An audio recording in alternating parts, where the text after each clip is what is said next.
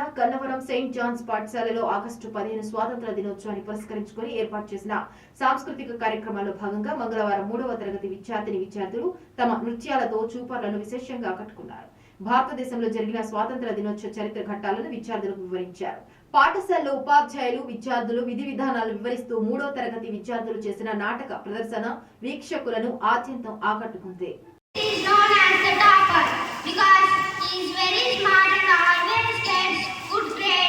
Without much effort, Saranya, on the other hand, is a bloomer.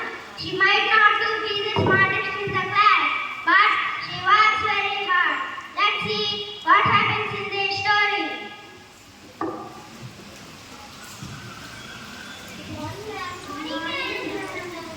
Very good morning, children.